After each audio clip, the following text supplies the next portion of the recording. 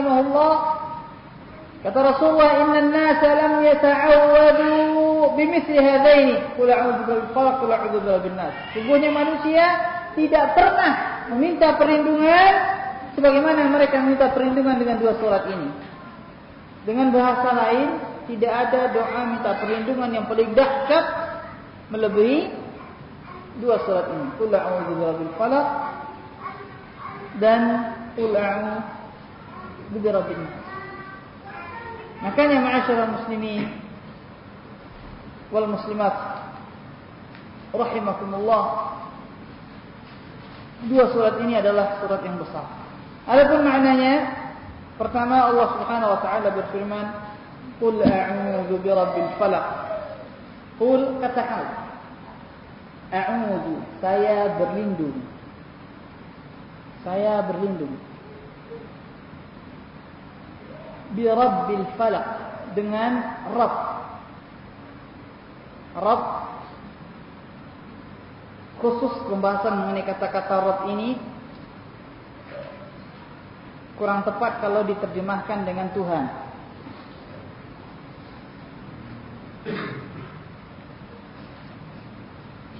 Tuhan, sering para penerjemah mengartikan Rabb artinya Tuhan, dan saya kurang setuju.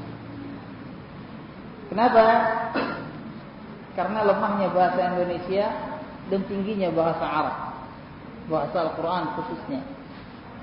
Karena dalam bahasa Arab, la ilaha illa dengan Rabb, dua kata yang berbeda. Ilah sama Rabb kan beda. Beda artinya, beda hurufnya. Ilah artinya yang diibadati, Rabb artinya yang mencipta, yang memelihara. Tapi dalam bahasa Indonesia artinya sama, Tuhan. Tidak bisa. La ilaha illallah, tiada Tuhan selain Allah. Alhamdulillah Rabbil Alamin, segala puji bagi Allah Rabb semesta alam, Tuhan semesta alam. Sementara Rabbil Alamin tidak ada ilah di sana. Kita kembalikan dia kepada pemahaman orang-orang Arab, kepada orang-orang Quraisy, karena ini bahasa mereka. Ilah artinya yang diibadati, Rabb artinya yang mencipta, yang menciptakan, yang memelihara, yang menjaga. Dan saya tidak mau memperpanjang pembahasan mengenai Rabb ini. Nah, kalau saya perpanjang bisa habis waktu kita 2 jam atau 3 jam. Khusus kata-kata Rabb. Qul a'udzu birabbil falaq. Katakanlah, sungguhnya saya berlindung dengan Rabb al-falaq. Al-falaq di sini ada beberapa tafsiran. Falaq bisa maknanya subuh.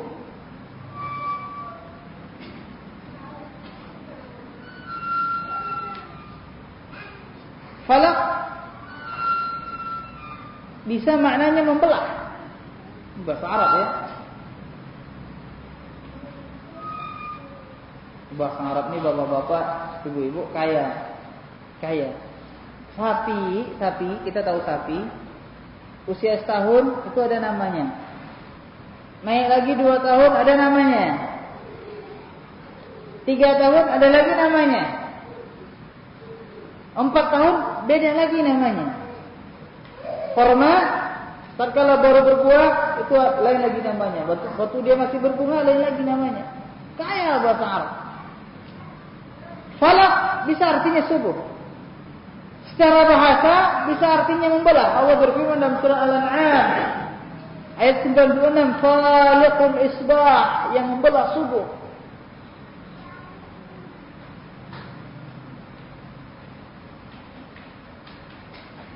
Dan falaq juga diartikan dengan makhluk. Bagaimana diterjemahkan oleh sahabat yang mulia Ibn Abbas jika seandainya sanadnya sahih kepada beliau. Dan sebagian mufassirin mengartikan falaq, ya Allah, saya katakanlah sungguhnya saya berlindung daripada Rabb falaq. Falaq ada yang mengartikan yaitu salah satu rumah di dalam neraka Jahannam. Rumah ini sangat dahsyat, yang mana Apabila pintu rumah ini terbuka, maka seluruh penghuni neraka jahanam akan menjerit saking panasnya. Ini baru pintunya terbuka. Bagaimana kalau seandainya masuk dalamnya? Alhamdulillah. Katakanlah, sungguhnya saya berlindung kepada Rabbil Falaq. Rabbnya Falaq. Yang rajih, yang kuat yaitu pendapat yang pertama. Bagaimana yang dikuatkan oleh Imam Mufassirin Jarir Tabari Mukatsir. Alhamdulillah. Katakanlah, sungguhnya saya berlindung kepada Rabbil Falaq, Rabbnya subuh, yang menciptakan subuh. Orang kalau seandainya sekilas subuh, biasa subuh. Tapi ketahuilah, pada subuh tersebut terdapat kebesaran Allah. Ini malam, kemana hilangnya cahaya? Yang ada kegelapan. Kemudian begitu dekat-dekat subuh, Allah belah ini malam. Allah keluarkan cahaya dari ufuk timur. Keluar cahaya. Subhanallah. Siapa yang mengeluarkan cahaya? Siapa yang mengeluarkan fajar? Allah. Bukan berhala-berhalanya mereka. Bukan api yang mereka ibadati. Bukan yang lainnya. Tapi Allah subhanahu wa ta'ala. Saya berlindung kepada Allah subhanahu wa ta'ala dari yang menciptakan subuh. Karena subuh salah satu tanda kebesaran Allah. Di sisi yang lain, Rasulullah sallallahu alaihi wasallam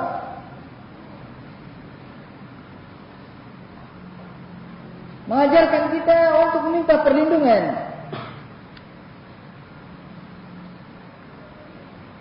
kepada Allah yang menciptakan subuh.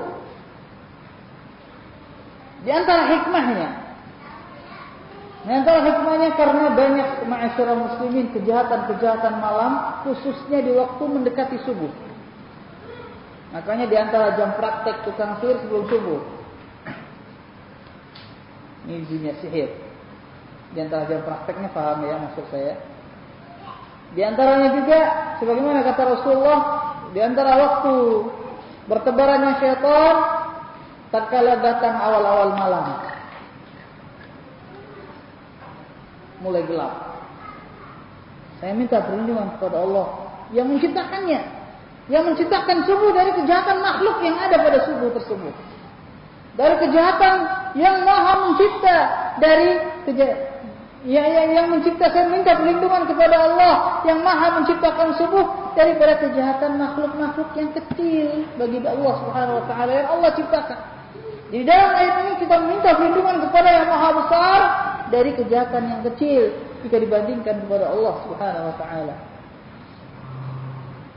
Qul a'udzu birabbil falaq min syarri ma khalaq, dari kejahatan apa-apa yang telah Dia ciptakan.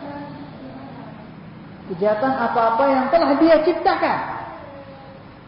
Minta perlindungan kepada yang mencipta dari kejahatan yang dicipta. Jadi seseorang minta perlindungan kepada yang maha kuat, tidak malah minta perlindungan kepada hamba-hamba yang lemah. Makanya dalam makna a'udzu billahi minasyaitonir rajim, ya Allah, saya minta perlindungan kepada Engkau. Saya minta perlindungan kepada Allah yang maha besar, yang maha kuat, yang maha menciptakan, dari kejahatan makhluknya yang bernama syaitan yang dirajam. Sungguh ya Allah, tidak ada daya dan upaya kami untuk menghadapi syaitan tersebut kecuali hanya minta perlindungan kepada Engkau. La haula wala quwwata illa billah. Begitu juga min syarri ma khalaq. Kami minta perlindungan kepada yang maha mencipta dari kejahatan seluruh yang dicipta. Karena kami ya Allah tidak mempunyai daya dan upaya kecuali hanya minta perlindungan kepada yang maha mencipta. Kami tidak mempunyai daya dan upaya untuk menghadapi makhluk-makhluk yang diciptakan. Kami makhluk yang lemah. Kami hanya bisa minta perlindungan kepada yang maha kuat.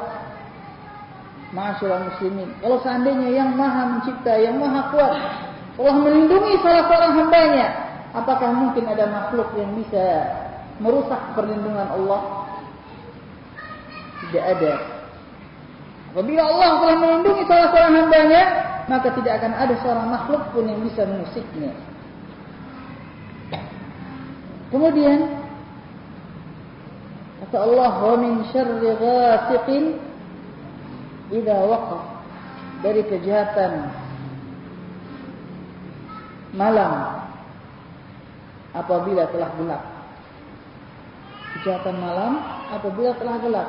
Di sini terdapat satu isyarat bahwasanya pada malam hari terdapat kejahatan-kejahatan. Dan Rasulullah bersabda, dan apa yang disabdakan Rasulullah suatu yang hak. Kalau seandainya seseorang mengetahui apa yang saya ketahui daripada malam hari, sungguh tidak akan ada orang yang berani musafir sendirian di tengah malam. Kalau seandainya manusia mengetahui apa yang saya ketahui, kata Rasulullah, bagaimana kejahatan-kejahatan malam. Allahu a'lam, apa tidak tahu kita, mungkinkah wabak, penyakit turun, atau syaitan berkeliaran, atau hal-hal yang lainnya. Kalau seandainya mereka tahu, maka tidak akan ada orang yang berani berjalan melakukan safar sendirian di tengah malam. Amin syarri ghasiqin idza waqab. Wa min syarri naffatsati fil 'uqad, dan dari kejahatan naffatsat, wanita-wanita yang meniup. Naffatsat, wanita-wanita yang meniup fil 'uqad, pada buhul-buhul. Yang dimaksud apa? Saya rasa kita semua tahu. Yang dimaksud yaitu tukang sihir, para penyihir-penyihir wanita. Lihat bahasa Al-Quran. Bahasa Al-Quran, bahasa Arab khususnya, apabila meniup, meniup angin saja itu nafah. Nun fa kha. Makanya alat pemompa ban itu bahasa Arabnya minfah. Atau belakangan dalam bahasa modern sekarang nafakha.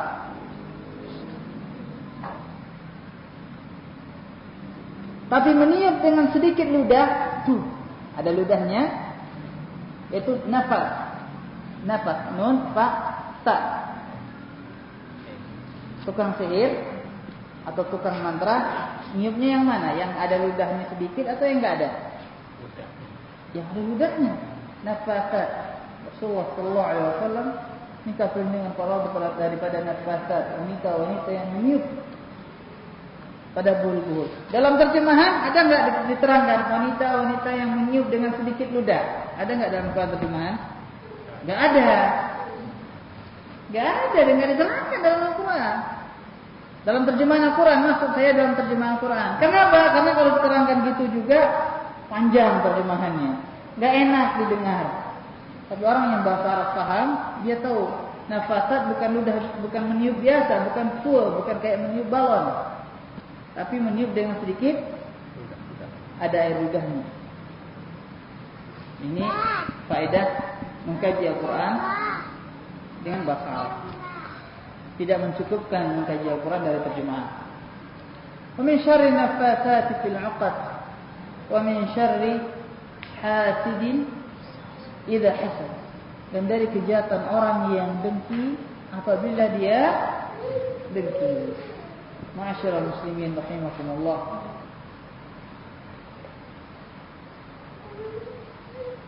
Sebab nuzulnya ayat ini bisa kita baca dalam kitab-kitab hadis ataupun kitab-kitab tafsir, dan saya tidak menyinggungnya dalam pertemuan ini.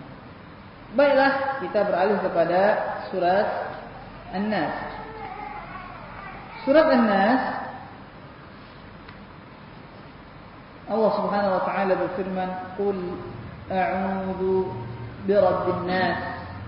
Qul a'udzu birabbin nas. Katakanlah, a'udzu, saya berlindung,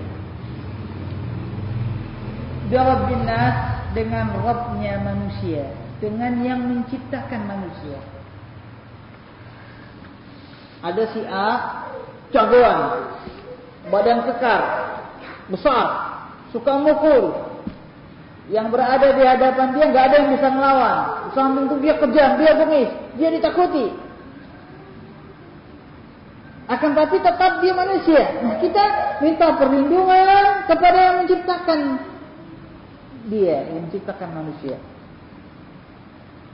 Maksudnya di sini Allah mengajarkan umat, mengajarkan manusia apabila dia minta perlindungan kepada yang Maha Kuasa, kepada yang segala maha. Jangan minta perlindungan kepada jin, jangan minta perlindungan kepada malaikat, jangan minta perlindungan kepada nabi. Ya Nabi, lindungi kami. Enggak ada ajaran dari Rasul. Nabi enggak pernah mengajarkan, dan Nabi minta perlindungannya kepada Allah.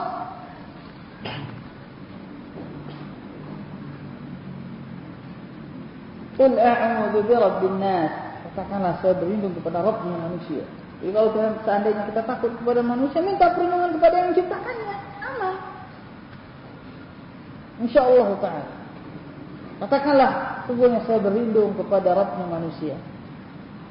Malikin nas. Malikin nas, rajanya manusia. Pada kata-kata Malikin nas ada catatan kaki, footnote yang harus dipahami. Pertama, sering imam salah baca di sini.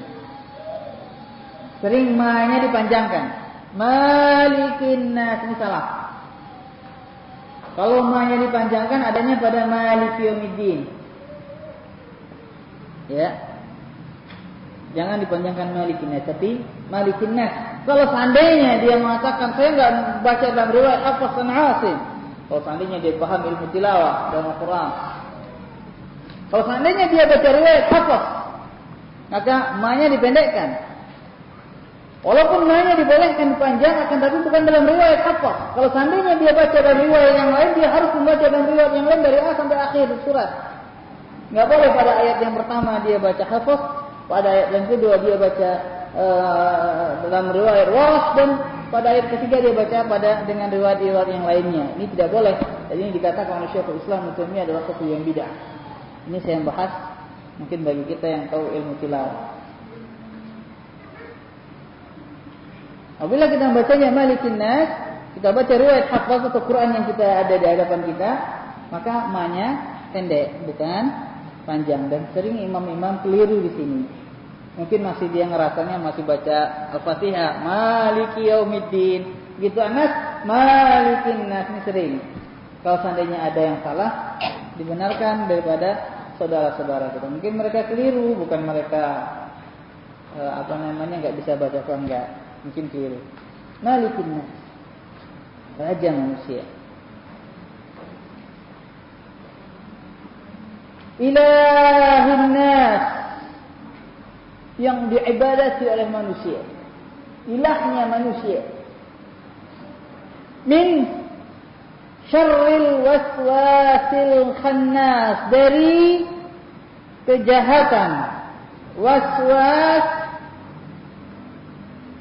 bisikan. Al-khannas di sini banyak penafsiran. Khannas bisa maknanya menusuk dengan telunjuk. Khannas.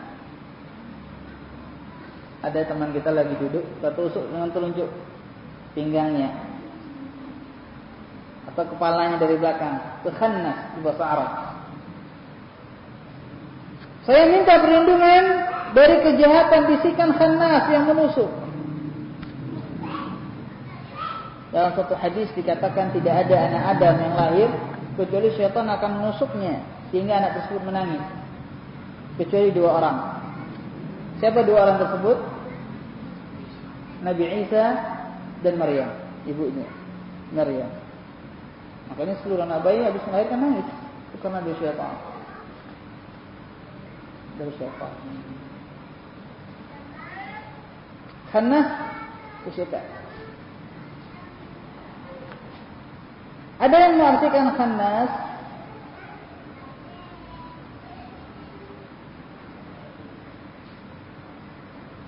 dengan penafsiran-penafsiran lainnya, akan tapi ini penafsiran yang kuat dan ditafsirkan oleh sahabat yang mulia Ibnu Abbas.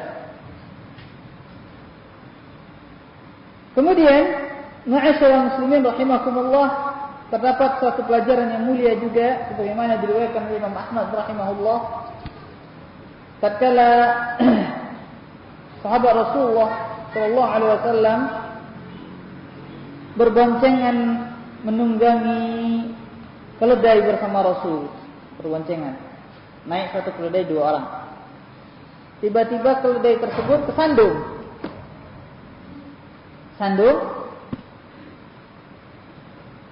Dan sahabat tersebut karena sudah saking bencinya dia dengan syaitan sudah dianggapnya musuh, bukan dianggapnya teman. Kan ada orang yang menganggap syaitan sebagai teman. Bahkan belakangnya ada muncul aliran-aliran pemuja syaitan. Karena dia sudah begitu benci dengan syaitan, otomatis dengan spontan dia mengatakan ta'ita syaitan. Kesandung keledainya, langsung dia mengatakan ta'ita syaitan. Kenapa syaitan? Kata Rasul, jangan engkau ucapkan demikian.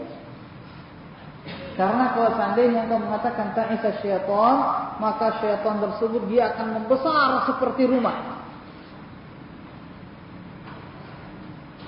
Dan dia akan mengatakan biquwwati sara'tuhu, dengan kekuatanku saya akan kalahkan kamu.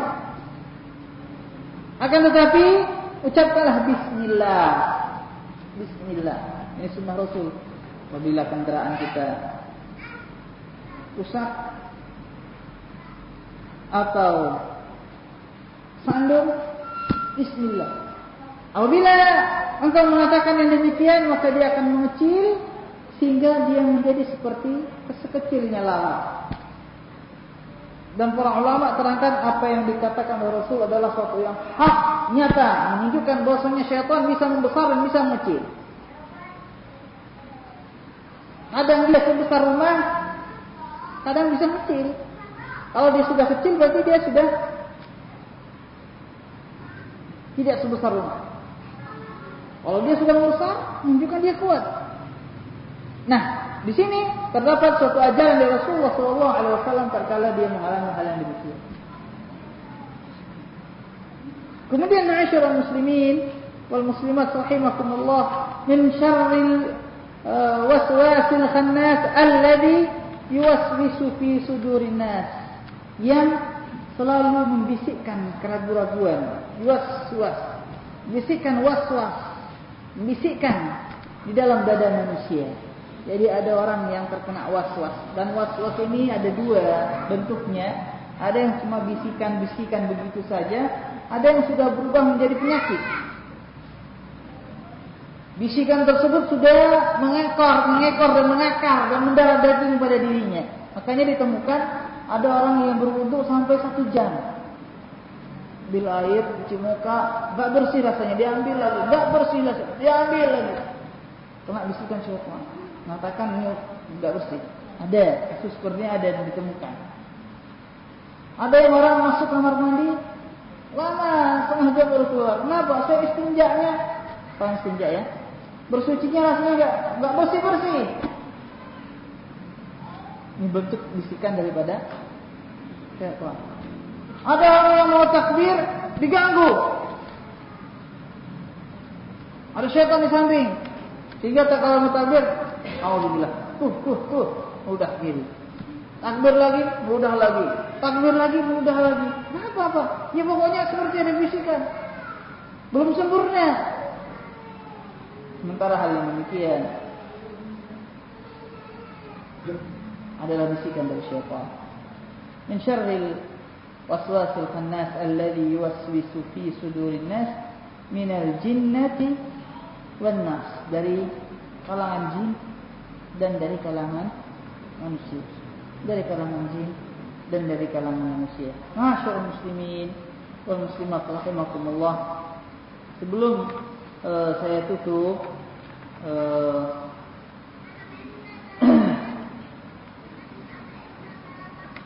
saya ingin menyampaikan bahwasanya 3 surat tersebut merupakan surat-surat yang disunnahkan untuk dibaca pada beberapa keadaan. Di antaranya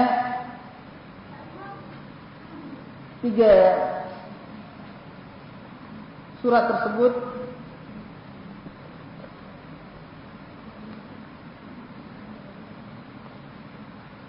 Disunnahkan dibaca apabila seseorang berada pada kondisi hujan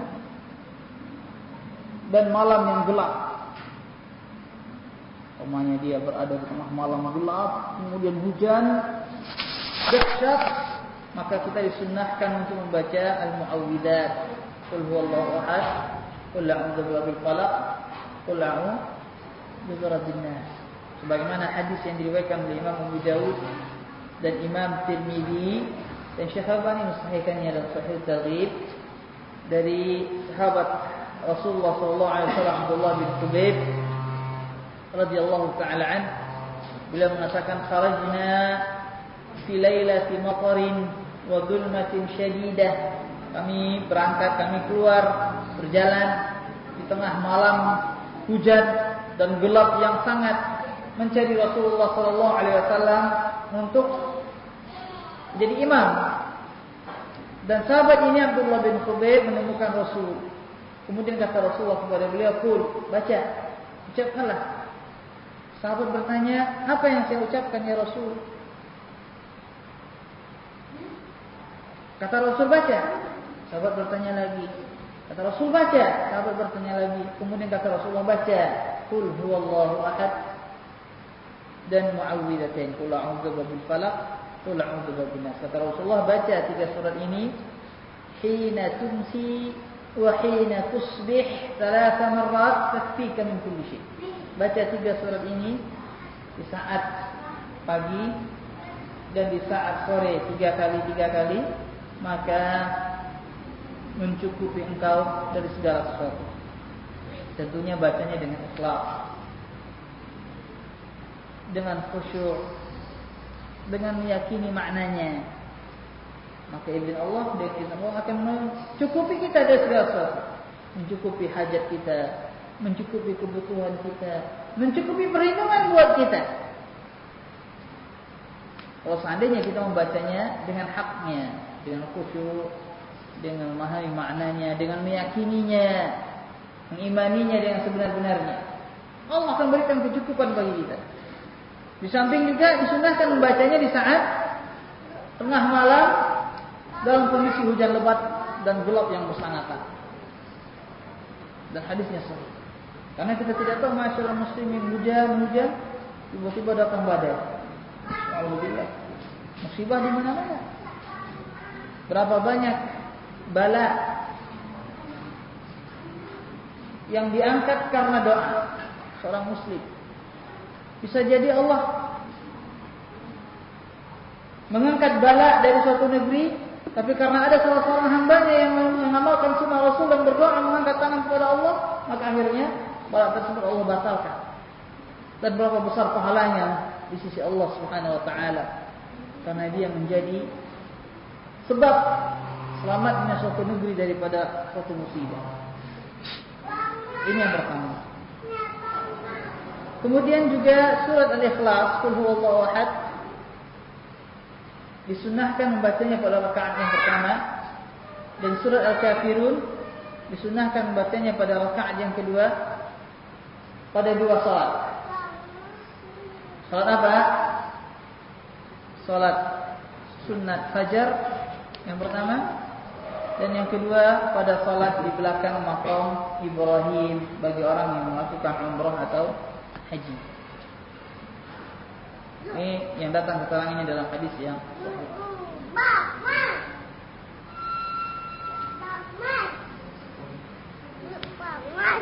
Yang ketiga surat tersebut sunahkan membacanya di akhir atau setelah seseorang melakukan salat fardu. Salat fardu membaca qul huwallahu ahad,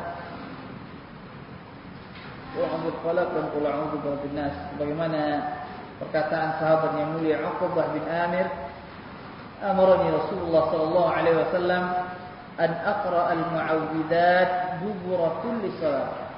Rasulullah sallallahu alaihi wasallam memerintahkan saya untuk membaca al-mu'awwidzat, surat Ikhlas, Al-Falaq dan An-Nas pada setiap kali selesai salat. Ini diriwayatkan oleh Imam Abu Dawud dan Imam Nasa'i dan disahihkan oleh Syekh Al-Albani rahimahullah. Di samping juga disunahkan seorang baca ayat kursi pada selesai salat fardu. Kata Rasulullah sallallahu alaihi wasallam, "Man qara'a ayat al-kursi fi dubri kulli salatin maktubah lam yamna'hu min dukhulil jannah illa an yamut." Barang siapa yang setiap selesai salat fardu membaca ayat kursi, maka tidak ada yang menghalangi dia masuk ke dalam surga kecuali hanya kematian. Jadi kalau seandainya dia mati, berarti penghalangnya udah nggak ada lagi, tinggal langsung diterima sebagai penghuni surga. Dan sahabat yang meriwayatkan hadis ini mengatakan, semenjak saya mendengar hadis tersebut, saya tidak pernah meninggalkan membaca ayat kursi sampai saya mati, sampai saya meriwayatkan hadis ini. Dan semoga Allah Subhanahu wa taala semenjak kita semua mendengarkan hadis ini, kita tidak meninggalkan membaca ayat kursi setiap kali kita selesai daripada salat fardu. Amin.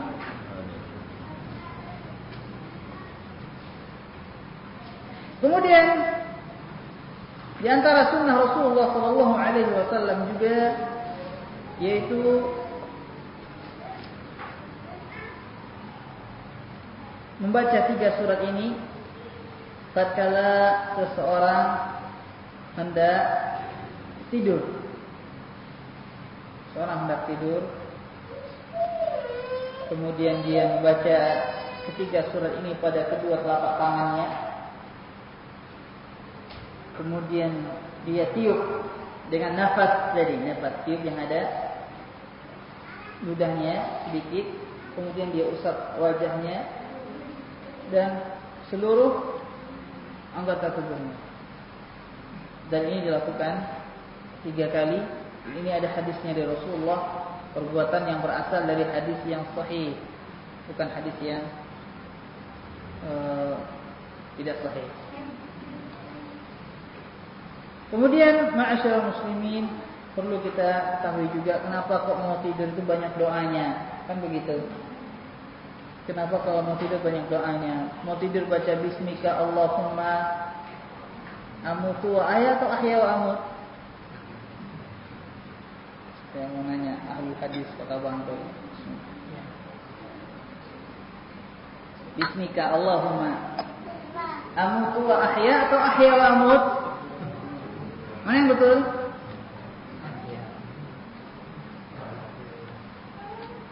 Bismika Allahumma amutu wa ahya atau ahya wa amut? Kedua-duanya betul. Kedua-duanya pernah diajarkan oleh Rasul. Walaupun Imam Bukhari rahimahullah yang paling kuat sanadnya diriwayatkan bismika Allahumma amutu wa ahya. Dan kedua-duanya boleh diamal. Artinya dengan nama Engkau ya Allah saya mati dan saya hidup, atau saya hidup dan saya mati. Kenapa? Karena Allah Subhanahu wa taala mengingatkan kita, tidur itu adalah adik kematian. Dalam bahasa kita tidur adiknya mati.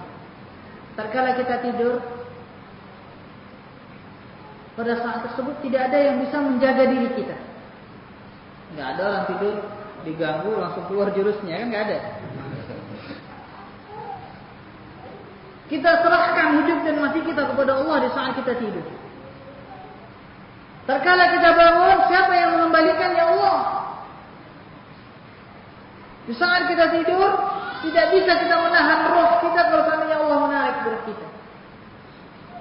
Makanya di antara doa yang diajarkan oleh Rasul tatkala seorang mau tidur, kata Rasulullah apabila seorang mau tidur, maka dia membaca Allahumma in qabatta nafsi farhamha wa in arsaltaha fahfadha.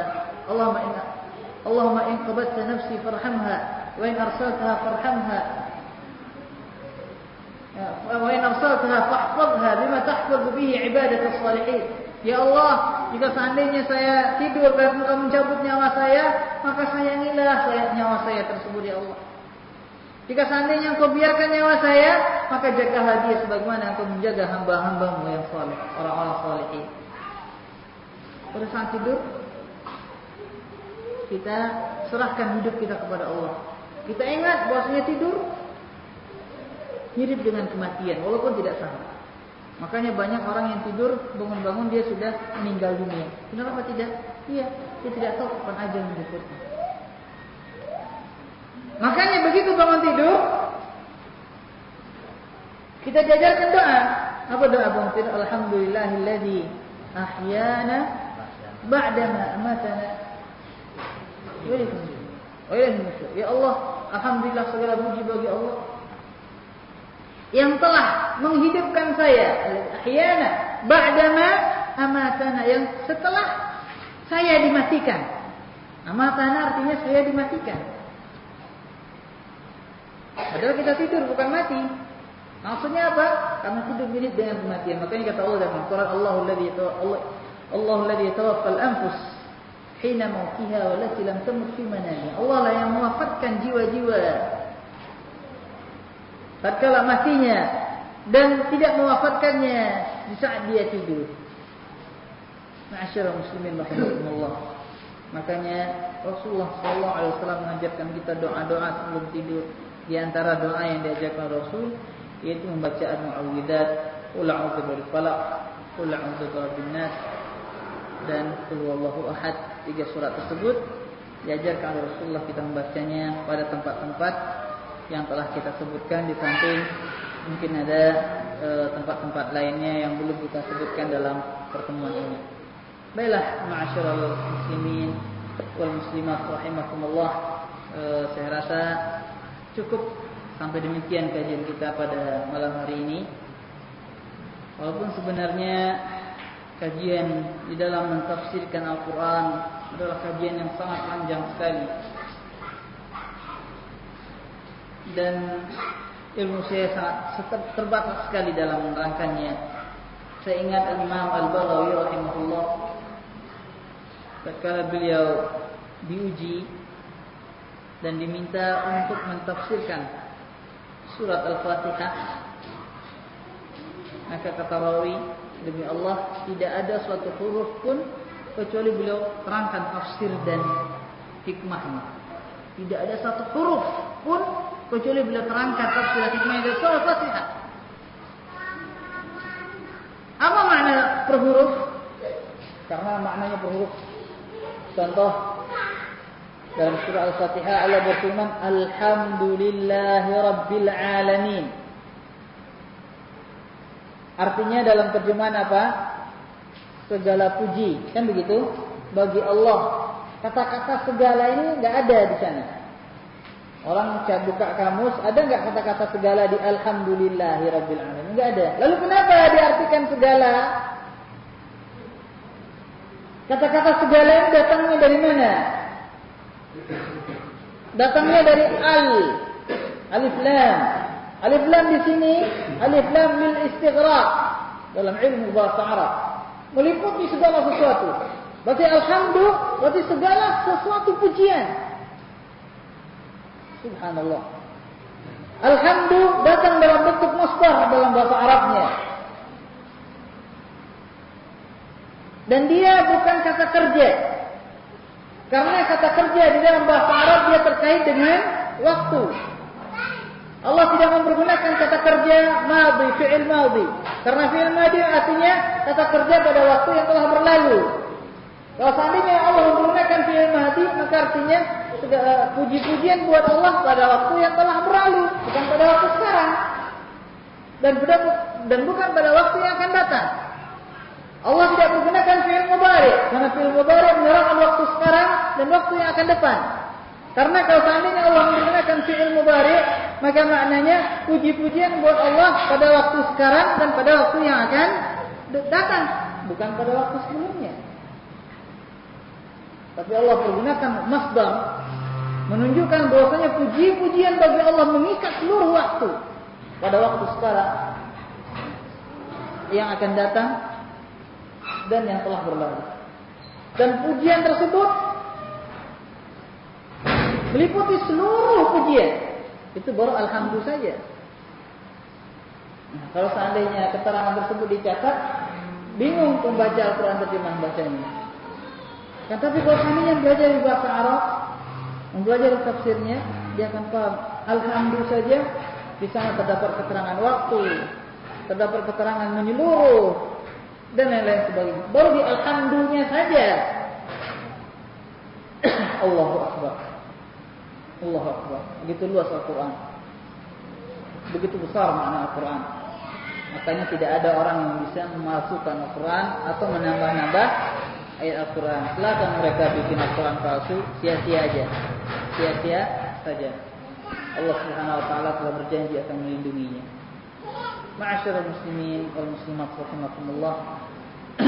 Untuk beberapa menit ke depan saya persilakan bagi bapak-bapak atau muslimat yang ingin bertanya.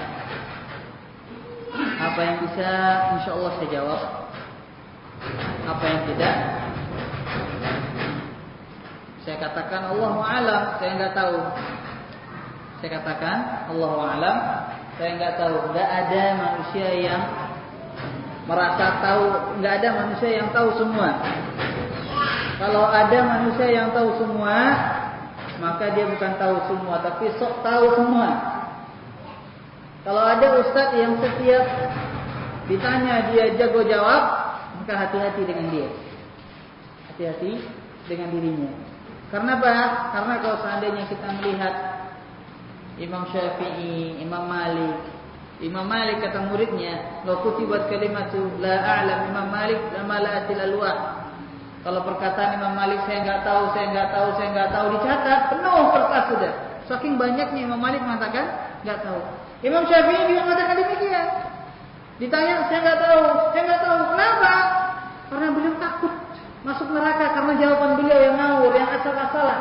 Karena beliau lagi berbicara mengatasnamakan Allah, mengatasnamakan agama Allah. Sekarang pada zaman sekarang banyak ustaz yang malu mengatakan enggak tahu. Kalau udah pakai peci putih, duduk di atas mimbar, kalau ditanya asbun, asal bunyi. Padahal tidak demikian. Imam Syafi'i mengatakan la adri nisful ilm. Perkataan tidak tahu dia adalah setengah daripada ilmu. Para ulama mengatakan al-ilmu qala Allah wa qala ar-rasul wa la a'lam. Hada 'alim bil kitab wa hada 'alim bis sunnah wa hada Allah. Ilmu, orang yang berilmu adalah orang yang mengatakan ini perkataan Allah, ini perkataan Rasulullah. Berarti orang ini alim dengan Al-Quran dan alim dengan sunnah. Dan yang ketiga orang yang mengatakan saya enggak tahu. Dan orang yang mengatakan saya enggak tahu dia adalah orang yang wara. Wara artinya orang yang menjaga dirinya takut dengan dosa dan kemaksiatan kepada Allah Subhanahu wa taala. Makanya ma'asyiral muslimin rahimakumullah, para malaikat saja, malaikat ditanya oleh Allah, malaikat enggak tahu, apa jawabnya?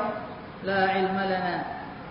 Subhanaka la ilma lana illa ma 'allamtana. Di awal surah Al-Baqarah. Maksudnya kalau Allah enggak ada ilmu kami. Enggak malu malaikat bilang enggak tahu. Rasulullah ditanya di hadapan para sahabat, "Ya Muhammad, akhbirni 'anis sa'ah." "Ya Muhammad, beritakan kepada saya mengenai hari kiamat." Kata Rasulullah, "Ma mas'ulu 'anha bi'alam as-sa'il." Yang ditanya bukannya lebih tahu daripada penanya, penanya lebih tahu lagi daripada saya. Rasulullah mengatakan saya enggak tahu. Rasulullah mengatakan saya enggak tahu. Karena ditanya permasalahan yang Rasulullah tidak diberikan ilmu kepadanya mengenainya.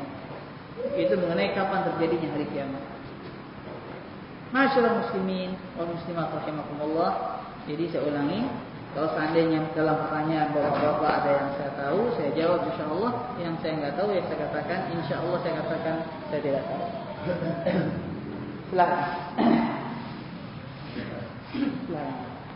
Kalau berangkat kepada kami, siapa itu iblis, siapa itu jin, dan siapa pula itu syaitan. Karena ketiganya itu selalu menggoda kita. Iya. Iya.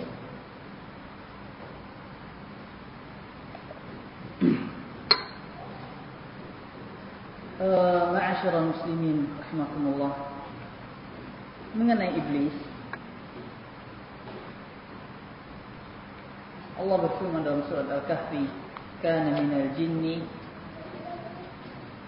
fafasaqa an amri rabbih. Dia dari jin dan dia fasik